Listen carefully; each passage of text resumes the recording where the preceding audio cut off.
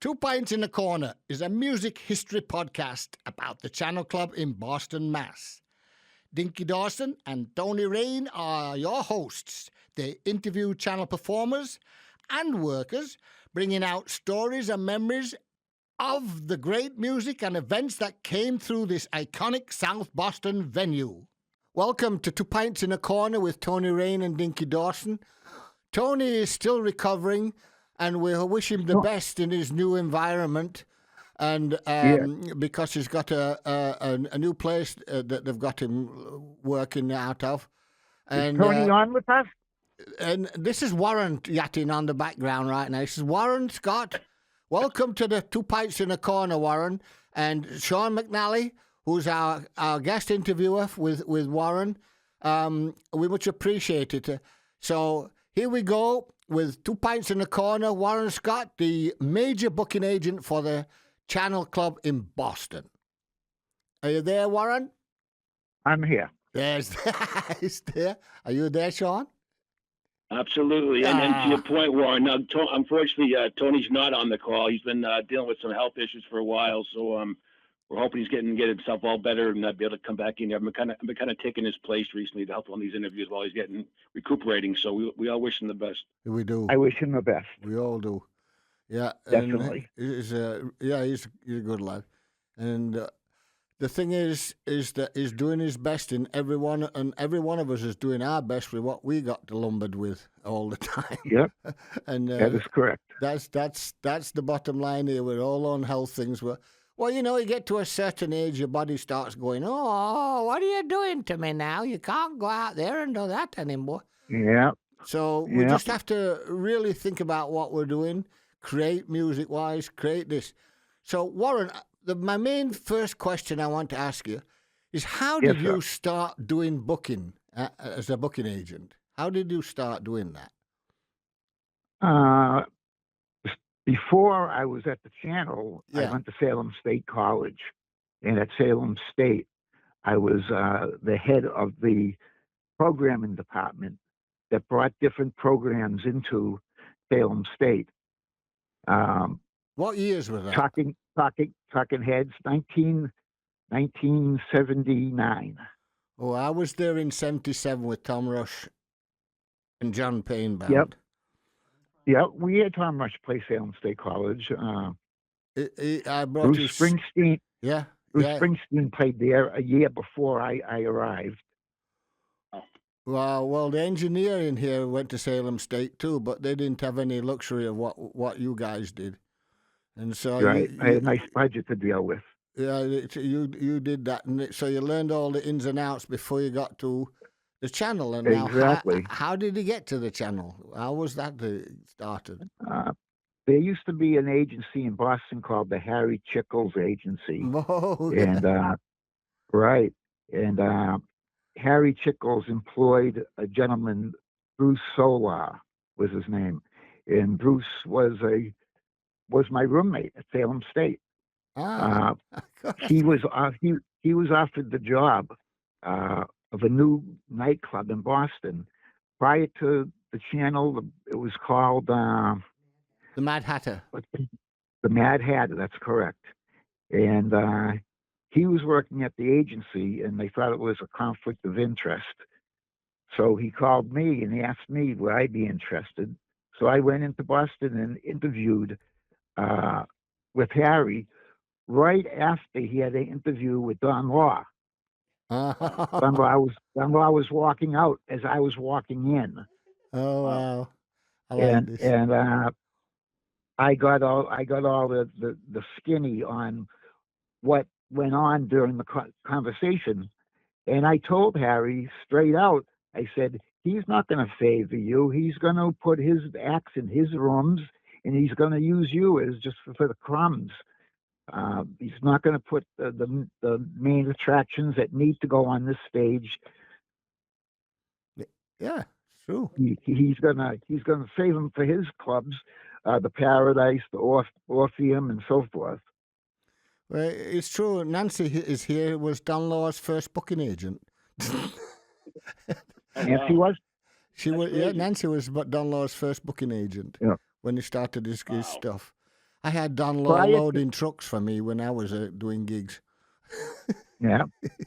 Prior to the channel, I also worked at the Main Act Concert Club Oh, okay, in the okay. Linway in Lynn. That's So I got very a lot of experience there. real quick. Pretty Polly Productions, Howie Yeah, Cusack put me there. yeah, perfect, Yep. perfect, perfect. Oh, that's cool. You got all the thing. But when Yeah. you came I there, got all my production experience at the Main Act. excellent. What was the first act you brought into the channel when you came? Johnny Thunders. Johnny. Wow. Johnny Thunders, yeah. Johnny Thunders took his microphone, threw it into the crowd, and when he reeled back the microphone cable, the microphone was ripped off the cable. Yeah, It that's was the about first. right. That's It was about the first fire I put out in my channel life. I love it, Warren, because that's exactly what would happen at that time Right? period. You remember that? You were there, Dinky. No, not at that time period, but Oh, you weren't? no, that's early. That's a lot early. What was that, 92 or 93 or something? No, Oh, no, 1980. that's what I'm talking I about. was at the channel from 1980 to 1994. Well, mine was from 84 till, Oh, okay. Who so, had the PA in the club then? Peter Vanalia? yes, exactly. I Okay, was, yeah. uh, Peter and Dave Tedesco. that's Dave, right. That's right. yeah, yeah. That's right. Because I came in a couple of times just as a guest to see this group friend of ours from South Shore um, that had been watching down on the South Shore for a long time. Well, the question is, how did you get into the channel? Well, they came and pounded on me at the South Shore Music Circus because I'd sort of semi-retired from the road in that Yeah. time, and I with the sound system, and I was just putting it in the South Shore Music Circus and working with them there, and then working with the people down at the Cape Cod Melody tent. That was way prior to Tony, correct? Oh, Tony wasn't even there anywhere near. Right. He He wasn't might not have been around. born yet. No, no, he was doing catering up in at that time and what Right. learning the. That's how he came Right. in the channel because he could actually do not the production at that time. He could do the house and look after the bars and look after Right. food and look after this that, and other Yeah, sure. He was a production manager. at the station, Victoria Station. That was what he came from, and it was in the middle of some college thing he was doing for those kind of thing. But you had learned up there in New Hampshire. You'd come down. You'd already started learning and meeting people from the bands and what have you. So you were already getting a crowd together that you knew and worked. And now you came down and started doing the stuff in the channel. Did they give you any kind of leeway to do any booking that you wanted to do at that time period, or were you put on hold once in a while? Well, the early years of the channel, pretty much the format wasn't set. So, and we had a big room to fill. Yeah, So exactly. we were out looking for anything and everything that can bring bodies into the room. Yeah. So the diverse selection of entertainment that ended up playing the channel was because at the very beginning we just had a big 1,500 seat capacity. Yeah. And I used every trick I had to get out there and speak to different agents. It was severely, what's the word I'm looking for? Severely, at the very beginning, all the acts are going over the Paradise and Don Law. It was severely tilted towards Don Law getting all the attractions. So we had a fight for things we wanted, or attractions that we wanted. What I found out is I can use the GP, the gross potential of the channel, to bring in big offers for acts exactly that they could not do. They had an 800 seat room.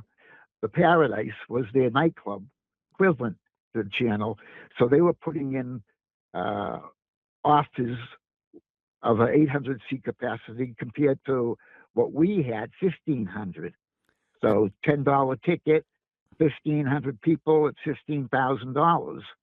Yeah. They had a lot of leeway regarding a budget to work with. Yeah, And that was a learning almost a GP twice what the Paradise can get, and that's brilliant. They're very, very smart. Yep. Yeah, well, also the Paradise had a damn big pole in the middle of in front of the stage. Bette Midler told me that right in the middle of the stage because I'd put the sound system in there. You did, yeah. And yeah, they still have that pole in there. Yeah, it's worked. It's somewhat like a glorified channel in a way right now. Although it's what it is. It's a small room. It's good and this, that, and the other. But with you doing the booking, I could see a whole different ball game going on because every time that the weekends, there was certain big acts that kept coming through, and I'm going like real big acts and stuff. That's what got me interested in putting all my gear in there and doing the production. I wasn't doing production because Andrew was doing it at the time. And he was doing a damn good job. I mean, a really good job. So there's no point me. I just brought in the system. But prior to that is what you had incredible nights. I mean, some of the nights. Look, there's a coup that you did that we all talk about called Spinal Tap. The biggest coup. In fact, the film people love what you did. By the way. Well, we'll get to there. Okay. Let's talk about the early acts. Yeah, that's right. The Jam was the first act that we booked that cost. Well, we spent $10,000, and back then, $10,000 offer for a band was incredible. It was a lot of money. Yeah, exactly. The Jam was headed for Don Law territory, and I got in there and I made an offer for $10,000. Again, 1,000 people, $10. $10,000. Yeah. I used the gross potential, and we actually won that show. It played the channel to rave reviews. The act liked the room. The audience sold out. Everything was in our favor. So we made in the early days. We made a nice splash in New York with all the agents. I used that Jam show as our flagship to create a buzz. That with Polestar, I put the GM into Polestar as far as what the gross potential was and what we did as far as numbers. And the phone started ringing. Instead of us calling out the agents, it came to be that the agents were calling us now because there's a new room in Boston. Excellent. A question on that was that through FBI or who was the Jam book by that point? That was Frank Barcelona. Barbara Skydale. Premier talent agency. Yeah. Gotcha. But then you did, like you just said there, you really, I was going to say, one of the biggest things I remember about your in the early days was bringing all these all these punk bands from England and the UK. That's correct. And I know you really built some amazing relationships because, like you say, when you look at the raw numbers, you're gonna bring a band overseas, you can literally offer them almost double what Don Law could at the Paradise, and that was big money, big difference, right? You can play almost like playing two shows instead of one and getting paid for it. So, well, the main thing, Warren, is that you brought in acts of color. And Don wasn't really doing many black acts and stuff in town and stuff, but you brought him in. You brought him in not just for the reggae or whatever, but all the other stuff. Bringing in Madness and the specials, things like that. Yeah, was totally. And we had a very nice reggae entourage of talent. Oh, totally. Black Uhuru, Third World, things like that. And nobody was really doing that. The Western Front was the only club in Boston doing reggae. Exactly. Right. And all of a sudden, we were doing again Black Uhuru on the stage of the channel's proportion. It was phenomenal. It was a great coup for Boston in general. Yeah. What year was the Jam that you said? Jam was 1980. 1980. I'm looking through. Yeah. Yeah. Okay. That's one thing I also want to mention, and I've actually been looking forward to this interview for a while. Where you're like one of the guys who really want to get on here. We've had a bunch of local Boston performers and whatnot and folks in the clubs, but I really was looking forward to having you on here to kind of make sure we do highlight. Yeah, I appreciate that. How incredibly important you really were to the whole scene. Oh, right then. totally. But one of the beauty thing about the channel and that open booking policy is you would have, you could have reggae shows, and the next night have a rock and roll show, and then have a slam dance and punk rock show, and then go back to a rap show and have a blues show and a general business kind of rock and roll across street headband show, and then you'd also have the local Boston headlining bands. But it did become a major footprint for the reggae scene, like the bigger acts, like you mentioned, Black Uhuru, Yellow Man, Third World. I mean, Peter Tosh, anybody of that ilk. It was no question where they're going to play when they came to Boston. It was going to be the channel. Yeah, without a doubt. We had days. I can remember one run. We had the Divinyls on one day, Iggy Pop another day, and the Neighborhoods and the New Models the third day. And the Neighborhoods and New Models, a double bill like that, would do 1,000 people in the room. Divinyls and Iggy Pop sold out. So we can put a major act. We can put a club act on a Monday, Tuesday. If it was a headlining talent that's touring America, and we had them, it would sell out. Yeah, totally sell out. When the birthday party played the channel, I remember when we had to pick them up at the Logan Airport, and they were checked out for lice.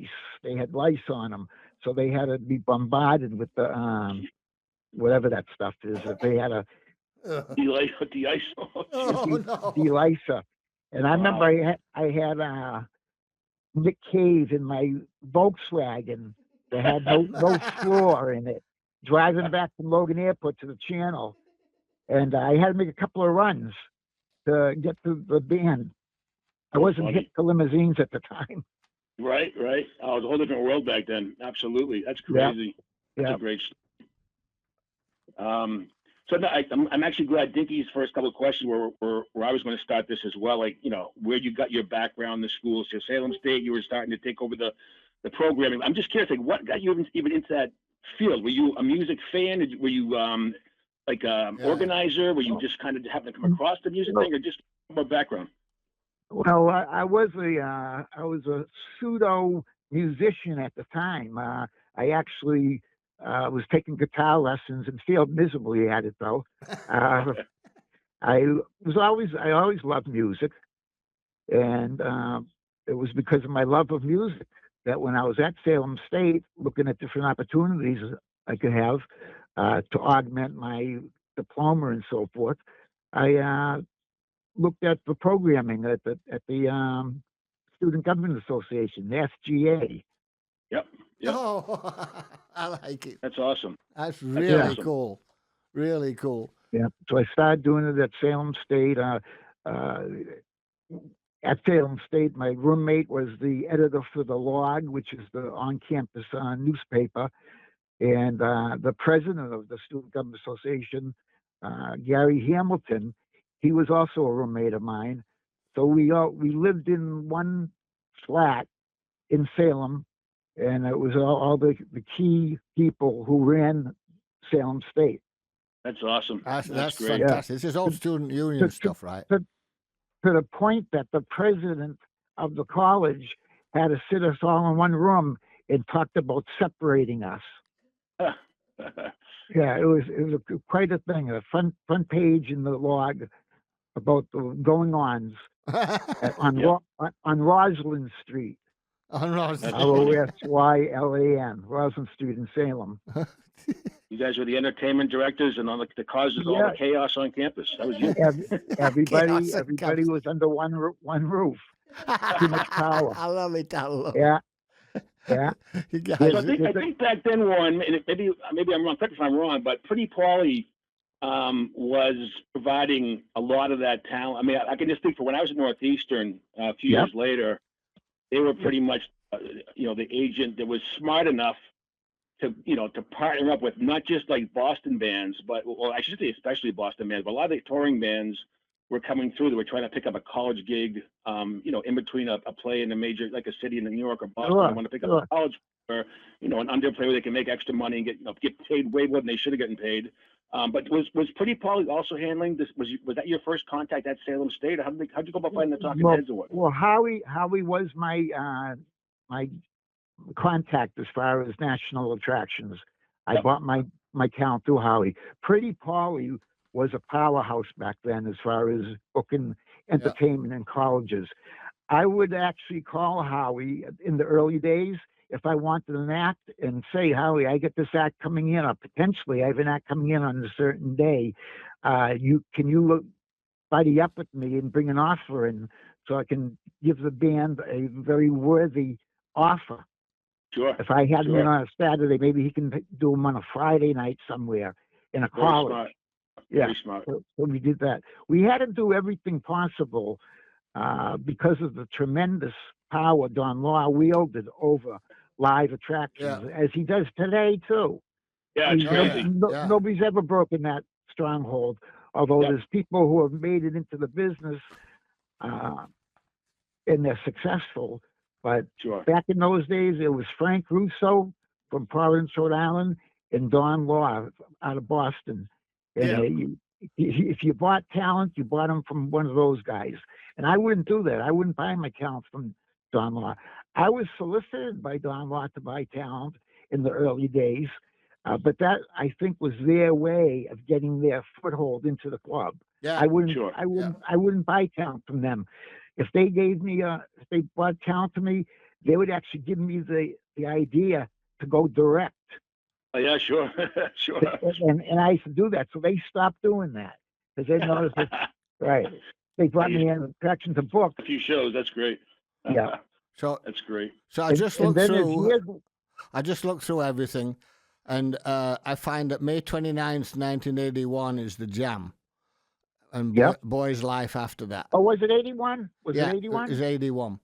But okay, I thought it was 80. The people that had done this before, you were already working on this stuff because there's some of the bands that came in before were big name people. You know, and I think the Jam was a big coup because it was one of the first ones off of the. Well, it was the first.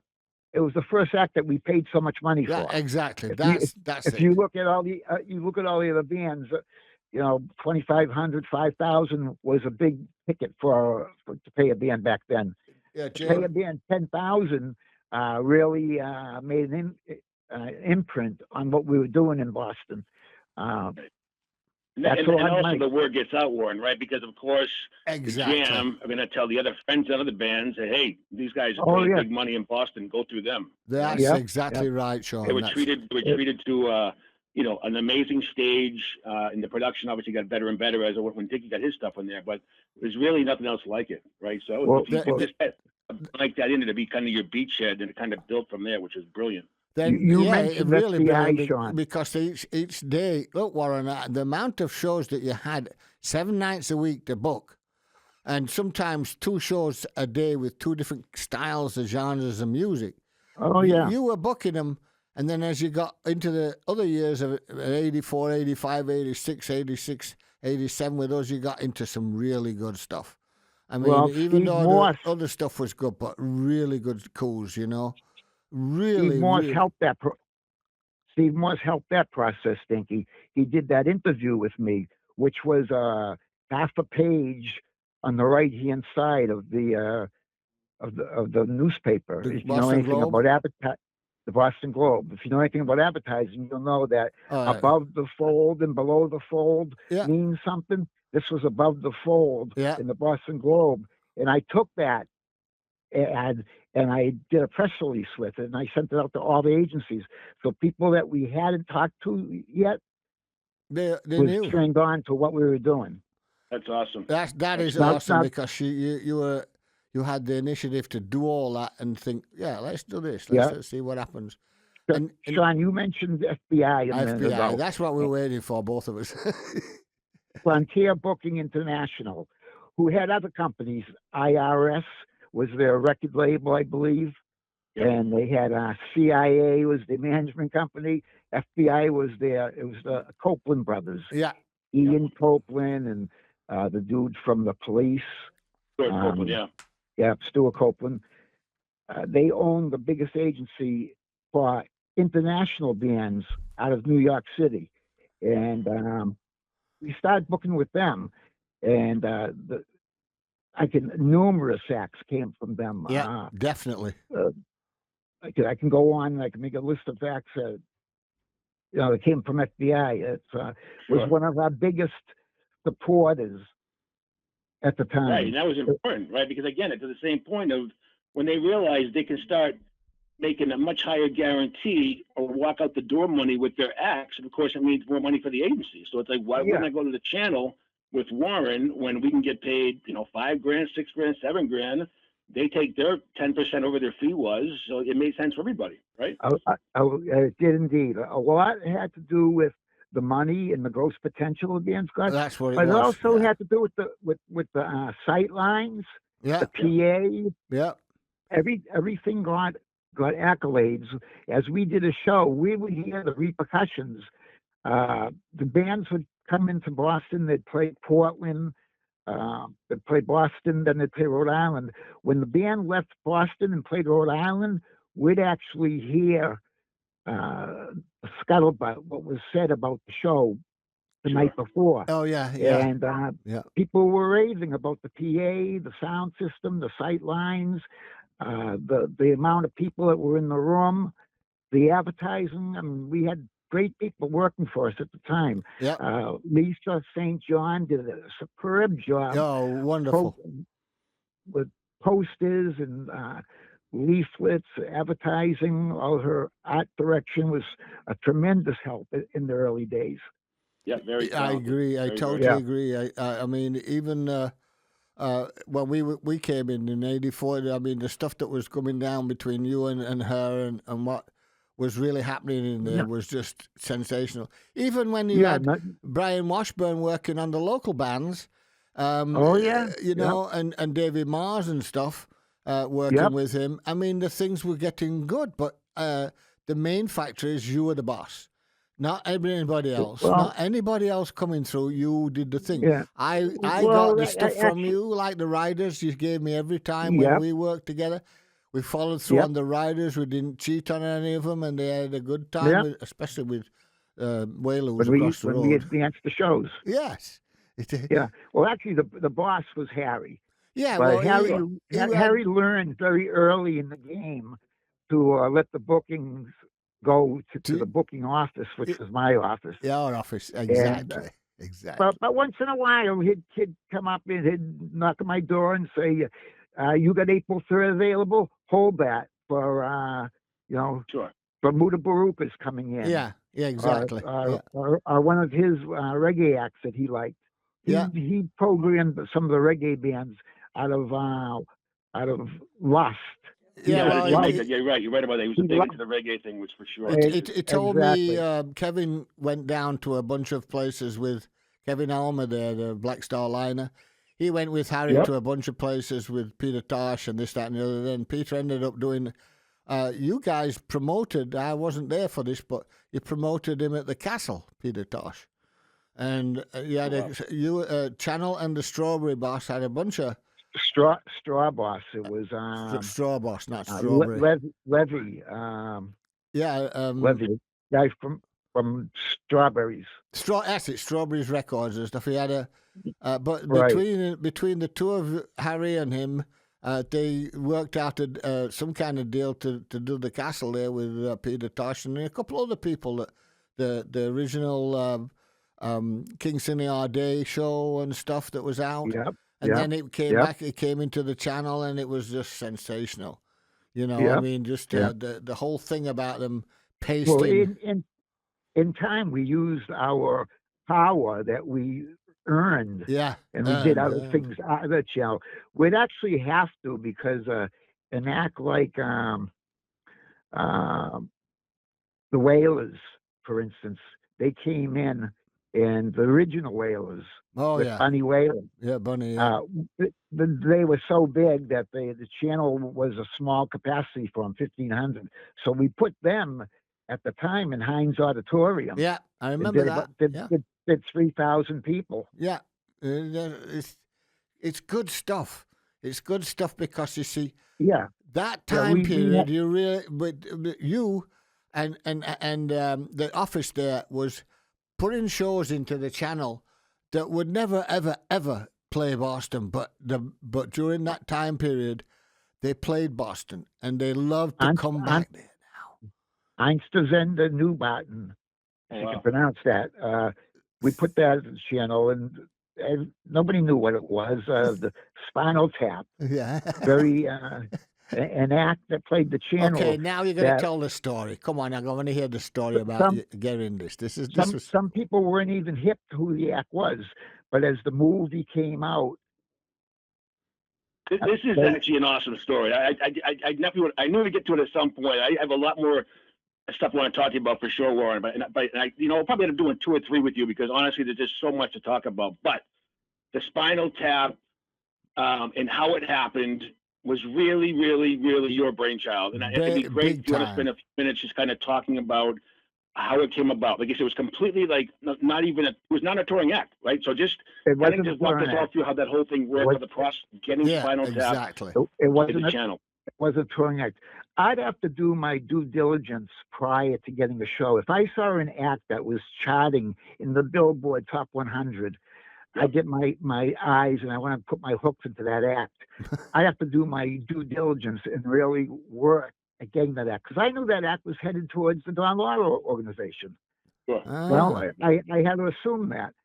So, like with Spinal Tap, I did my due diligence and I contacted the movie company that was producing the movie at the time. I can't remember the name of the movie company, but it was a pretty major company.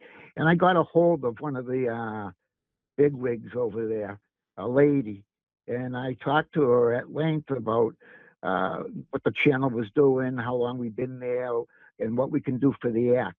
And I had a more sway with the agents because of the way the channel was formatted compared to other rooms in Boston. Yeah. And they like to hear that. They like to hear about the tall stage and the fact that you can stand at one end of the room and see the stage. Yeah. Sight lines being so good. So I talked to the representative from the movie company, and they weren't all that gung ho at listening to me out. They wanted the Ghost Potential had a lot to do with that, but the fact that they weren't musicians, these guys, they were movie stars. Yeah. One of them was Squiggy from Laverne and Shirley. Yeah, I met Squiggy. Yeah, right. And I talked to her, and she said, "Well, this isn't a live act, Warren. This is a movie, and they're out there just promoting the movie." And I said, "Well, why don't they play a show?" And the ladies commented that they don't play their instruments. So they don't play their instruments that well. They play though. They dabble with it. Yeah. So I pretty much talked her into it, and I said, "How about getting the 4 guys down here, and to make it better for you, I'll book a couple other shows." So I booked CBGB's in New York City. Yeah. And a date in LA. What's the Rainbow? Oh, the Rainbow. Yeah, that's right. I believe it was. Yeah. And so now I'm bringing her an offer of I believe it was $40,000. Yeah. I think the gross was of all of the shows. I think we paid like $6,500 for the act, but we got I think that act, and correct me if I'm wrong, but that act played Friday, Saturday, and the Sunday afternoon. Yeah. Isn't that the case? Yeah, I believe so. It's crazy. But without just the idea that it was not an actual touring act, but through the thing you just walked us through, you basically said, there's something here. There's a show here, and there's an interest in an audience. And what better place than do it here? And by the way, we can give you a gross potential of boom. I mean, and then to get them across country. I think it's just incredible. It's an incredible story, honestly. I did that a lot. I did that a lot, Sean. I did that with John Candy. When John Candy was alive, he was on Saturday Night Live, and he played in a band called the Schmenke Brothers. which was a I don't know, a band from Lithuania or something like that. I tried to get John Candy and the Schmenke brothers to play the channel. I worked very hard at that because of John's movie schedule, doing movies. He didn't take my offer. He wouldn't entertain a date at the channel. But I did that often. The lady from Where's the Beef? Oh, It's a big commercial. Yeah. I tried to get her to MC a show, and I was I was successful getting some of these people. I got Rex Trailer in. He was a big name back then. Oh yeah, that's great. You know, to intro Rubber Rodeo, played the channel. That's right. Yep. You know, if the person had a draw, Freddy Krueger, we got in. Oh yeah, right. That's Freddy from Friday the 13th movie series. We got him in. We used him for the Cramps show for October 31st. Yeah. You know, I used that channel as my playground, my personal playground to have fun myself.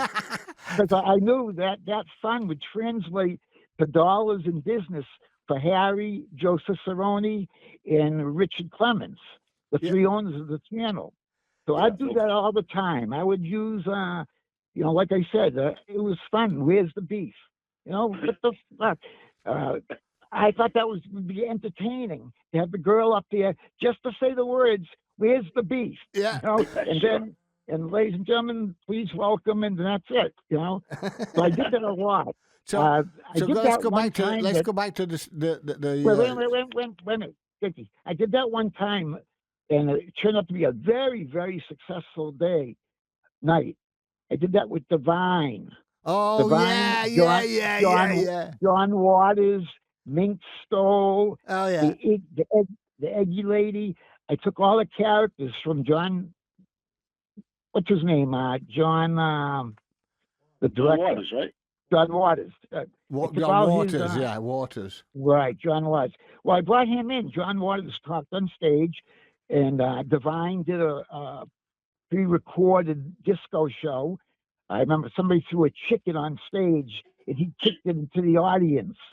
And that's reminiscent of the movie, when in the movie he actually fucked a chicken. So that's incredible. So I did that a lot. I used what was out there to our advantage. If I can work away, like same thing with the Spinal Tap. Let's go back to Spinal Tap. What happened at the show? Because that's the other thing.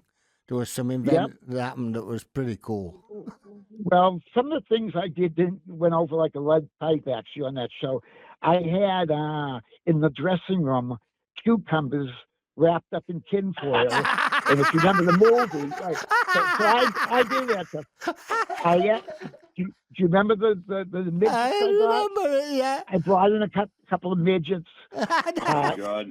Yeah, but they didn't dig any of that. No, they didn't like any of that. But no, what happened to the roof?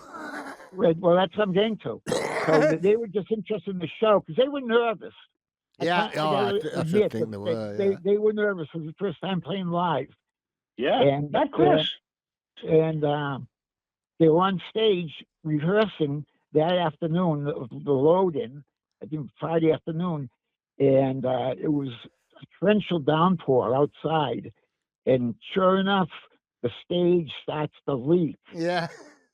So we had a Spinal Tap moment, which they didn't appreciate either, because how we fixed it was Harry got on a ladder and put a bucket up there, grabbing the raindrops as they dropped on the stage. Incredible. And they didn't like that too much.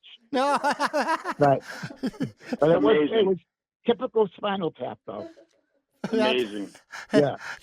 You can imagine, though, really, that they had never performed before, so I'm sure they were nervous as hell. Even though they were movie stars, they got on the stage in front of 1,500 people. That had to be nerve-wracking. And you're trying to do all the fun stuff in the background, which I think is hysterical, but they're probably just like, Jesus, man, let us just do this gig. You know? Exactly. I'm trying to push the fun on them and all different points of what happened on the movie. But they weren't having any of it. They were more concerned with their show. And although, it ended up going off real well, they went off and they played New York and LA, success. And they kept on going. I think it was didn't you build? It was a coast to coast tour, right? They played Boston, New York, and LA. That was the coast to coast tour, right? That's a coast to coast tour. We made T-shirts for that. Oh, actually, man! And the T-shirts, I'd like to find one because I don't have one myself. The T-shirts were neat. On the back of it, it said Boston Channel. Then it had, I made up names of clubs and said record. What am I trying to say? You made up some cities or venues? Venues. Liquor license seized. Closed by the DEA. All that right down the line. I made names of clubs. Awesome. And then it said New York, and then it said LA, and that was the whole coast to coast tour. That was That's it. funny. I love it. I tell you kicked off some good stuff there. You know what I mean? Well, like I said, I used it as I was having fun. I was doing a good job, but I was having fun at the same time.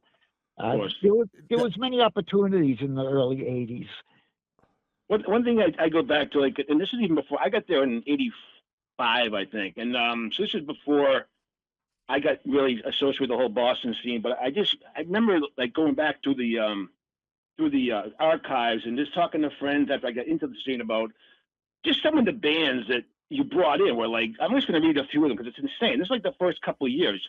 Bauhaus, Public Image Limited, English Beat, Undertones, you can stop it.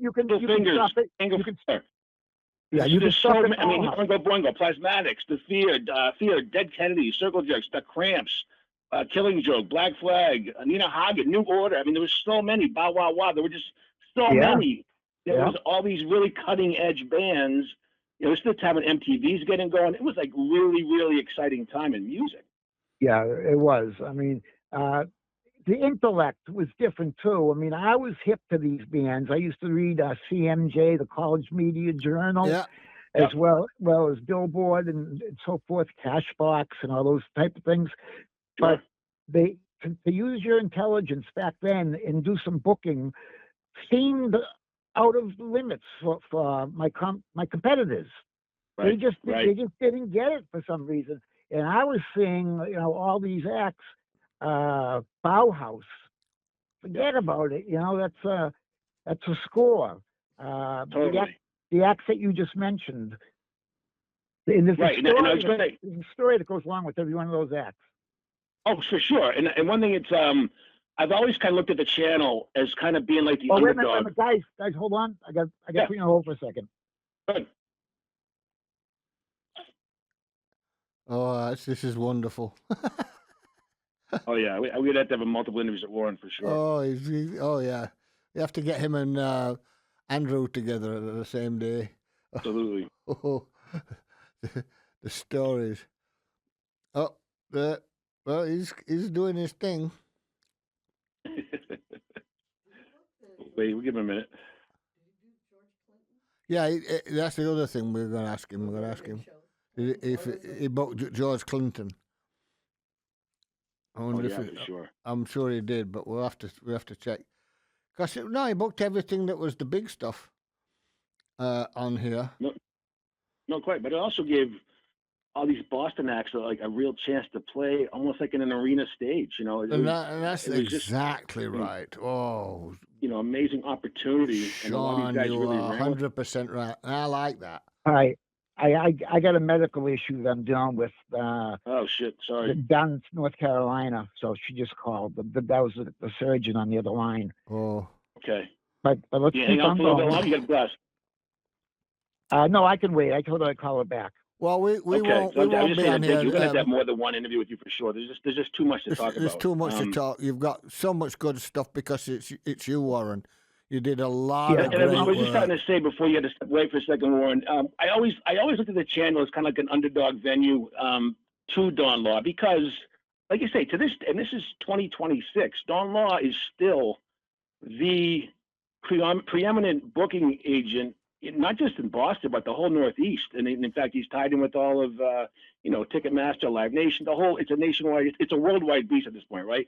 But Yeah. I always felt like you had to do different things. And I was, and again, as an independent promoter myself, when I was at the channel, started to book some shows, you just couldn't get, you had to do something creative to try and get the kind of acts that either they weren't aware of, or you had a better pitch or a better story, and you had to become really, it's almost like the whole DIY ethic, right? You had to do it yourself. You had to figure out a way, okay, how can I use this asset, the channel, with the gross capacity and the amazing stage and sound system, and how can I take that, use that as an advantage to try and get some of these acts to at least come give us a shot. Come play here once. You come back and play once, you're going to love you back again. We guarantee it, right? So having that kind of mentality where you really had to think outside the box. I mean, God, Spinal Tap, all the ones we just talked about, but there was so many. We knew we had the goods.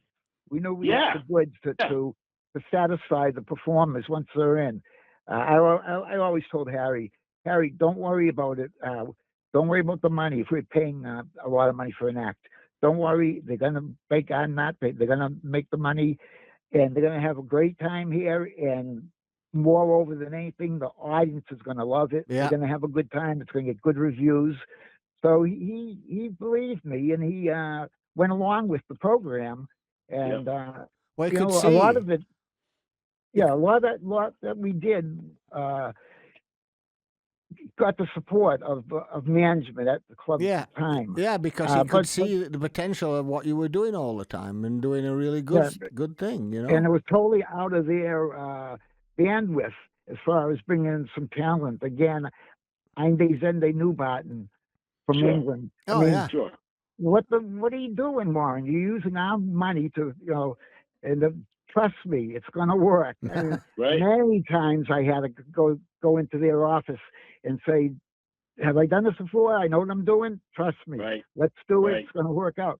And they'd be at the bar in the middle of the night on a sold-out show, give me the cheers up, saying, "Yep, you're right." It's like for some reason, either they weren't reading the right publications, or John Law was just such a big organization that they were too busy promoting REO Speedwagon, and the Smiths are a good example of that. And the Replacements.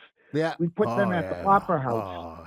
I mean, at that point, the world of the agents who actually dictated what I can have and what I couldn't have were on our same page. And they knew if this offer is coming from the channel organization, this is going to be a solid date. A legit show, A legit show. 100%. There's just so much that you've done in 10 years, 11 years actually. Yeah. So before the channel one, you mentioned the main act. I know that was in Lynn. Did that place become the Porthole? The same building I'm thinking of, or different? No, the Porthole was a restaurant in Lynn. Right near the water swamp. That used to be Studio 4, and it turned to the Porthole. The main act was on the Linway, right at the General Edwards Bridge. I remember. Right over the bridge on the going out of Boston on the right hand side. And that was a 2,000 seat nightclub. So we used to do things like the Stompers, the Reflectors, the Nervous Eaters, the Neighborhoods, the Fools. And we used to sell those up because that was a big room nightclub that stood on its own. And it was the hotel there too. Wonderful room for me to learn in. Yeah. For me to cut my chops, How long were you there before you went to the channel? Yeah. Oh, I was there for 5 years. Wow. I was there from 1975 to 1976 to 1980. Wow. So you went to the channel. I used to get. How did you get to the channel? Were you recruited by Harry? Did you just put yourself out there? How did that come into? When the channel opened, Joe Cicerone was the one who brought the room. It was the Mad Hatter. Yeah. Yep. Prior, as you said earlier, they went to an agency in Boston called the Harry Chickles Agency because they were looking for talent. So they just blind called the Harry Harry Chickle's agency. In the Yellow Pages, right? Remember that? Yeah. The what? The In Yellow the Yellow Pages. Pages. That's how it was that back then. Right? And the Yellow Pages, sure. So they told me, that's how they got the interview with Don Law. You know, Wow. they called the Don Law company. You know, Warren, And like we're I gonna said, have to finish this off now, but we need to do another at least one or two more. oh with yeah, you. we just scratched the surface. Yeah, There because is a you're lot just more getting to talk going now. Sean is excited because he knows he's got. Oh yeah. There's some So really much good. to talk about. You Yeah, could I talk mean, about you one can week, and it'll take an hour just to talk about one week that you used to do. But Because there's a lot of good and fun stories though involved because night after night we had a good time. Yeah. Things happened that weren't typical for a nightclub at the time. Sure. But we were learning also. We were just we were learning as we went along. yeah, but you came to Absolutely. see the shows at night. Not everybody came to see the shows that was in the office. You came just about every night to cool out. I came to see the managers and the agents. Yeah, If I knew an agent from L.A. or New York were going to be in the club that night, you're I would there. make sure I was there. Yeah, I would definitely. wine and dine. I would wine and dine that agent, Yes. and Yeah, and that was another thing for Harry Whalers to look out. process Whalers was was the for me to best. get my cab. Oh, Yeah. that's right. That's right. All right, we should call it for now, but we definitely should. Do you want to do another one next week? I can, yeah. 2 Sure. o'clock. Awesome. This is good because you're just getting going. And Sean is too. He's got someone to talk about with you. I've just been Well, yakking before. Sean's a music man, Yeah, exactly. Yeah. so I can see why exactly. he's excited. Yeah. No, it was. I mean, I was there. You know, like you said, you were young, having fun. I think I was 18 or 17 when I first got there bouncing. It was like that was just like what a playground, right? But yeah, I know. Yeah. I know to cut this one off because Dinky's going to wrap it up soon. But let's do plan on having at least one more call really soon. This is Oh, a great definitely. one. Next Tuesday. Whenever- Next Wednesday. Sorry, not Tuesday. Wednesday. That's my day. Next Wednesday? Yeah, definitely. We're going to get you again for next Wednesday. This will be. No, the 28th is not available for me, unfortunately. Well, then the following week. We'll work it out. I got the 27th available. No, and I got the first available. Wednesday. Wednesday's good. Oh, that'll be Wednesdays. Yeah. Can Wednesday you at do 2. it on? We'll, Hold on a second. Can you do it on February? Can you do it on February? Oh, Jesus, I got that. Oh no, Wednesday the 4th is open for me. perfect. February Perfect. 4th. Perfect. That's good. We're going to do that, and then we'll talk about even more because Sean's got a lot of questions to ask you about that time. 2 o'clock again. Yeah. Oh, yeah. 2 o'clock. Yeah, again. 2 o'clock. Yeah, that'd Okay. be great. 2 o'clock again. And all I got to say is thank you to Warren Scott Oh, thank you. and Sean McNally for a wonderful discussion about the input of the groups coming to the Channel Club and what was happening at the time, and the wonderful stories that the people that worked there with Warren and stuff. And Warren was a key guy to book all the place that we had. Even though there was other bookers around, he used them and helped them, and he was the boss. So that's all we're talking. That's all we're talking with is the boss of the bookers at the channel, and Sean McNally and I are having a wonderful time with you, and we want to thank you. And I thank you both. Thank you, Warren. Thank you, Sean. And this is We'll do it again soon. definitely 2 pints in a corner, closing out.